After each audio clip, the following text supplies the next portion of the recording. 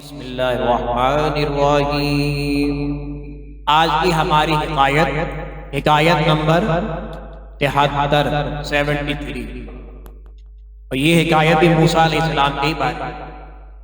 حضرت موسیٰ علیہ السلام حضرت شعیب علیہ السلام کے پاس 10 برس تک رہے، یعنی 10 سال شعیب علیہ السلام نے اپنی صاحب زادی کا نکاح حضرت موسیٰ علیہ السلام کے ساتھ کرا دیا۔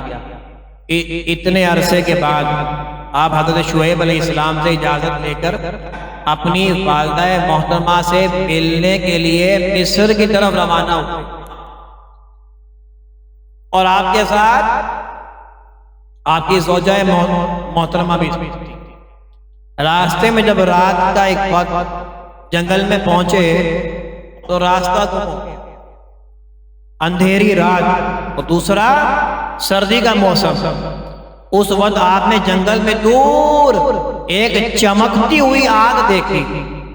اپنی زوجہ سے فرمایا کہ تم یہیں ٹھہرو، میں وہ دور آگ میں نے دیکھی ہے، وہاں جاتا ہوں، شاید وہاں سے کچھ خبر مل جائے اور تمہارے تاپنے کے لیے بھی کچھ میں لا سکوں۔ تاپنا کہتے ہیں آگ کو سیکنا، تاپنے کے لیے بھی تمہارے لیے میں آگ لا سکوں۔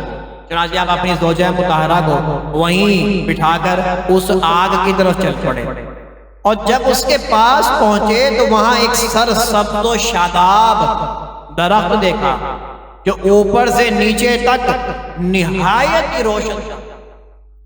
وہ درخت اوپر سے نیچے تنے تک جڑ تک نہایت روشن تھا، اور جتنا اس سے قریب جا رہے ہیں وہ اتنا دور ہوتا جائی جا رہا ہے، اور جب ٹھہر جاتے وہ قریب ہو جاتا ہے۔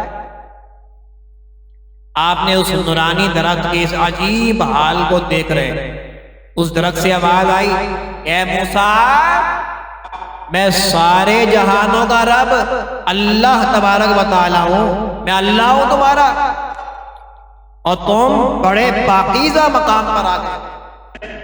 اپنے جوتے اتارو اور جو تجھے وحی کی جائے کان لگا کر سنو، میں نے تجھے پسند کر لیا ہے۔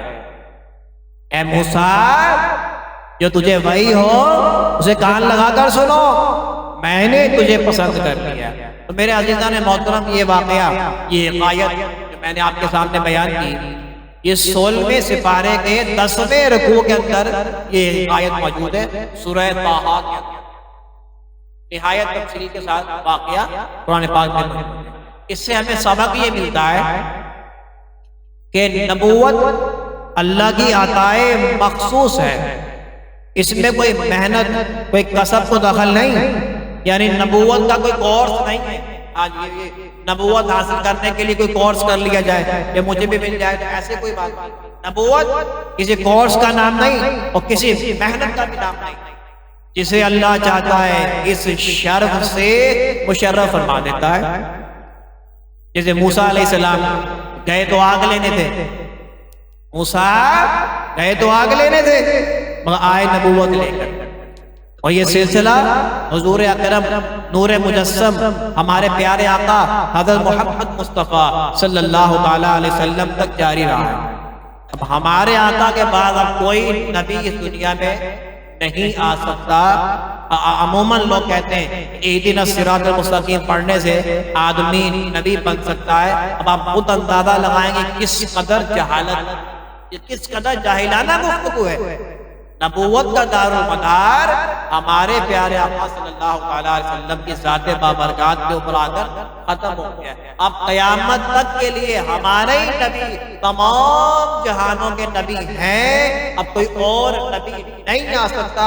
اگر کوئی دعویٰ کرتا ہے کہ میں نبی ہوں، وہ دار اسلام سے خارج ہے، اس کا اسلام سے کوئی تعلق نہیں، واجب القتل ہے۔ اللہ تعالیٰ ہم سب کو عمل کرنے کی توفیق عطا فرمائے۔ وما علینا الا البلاغ۔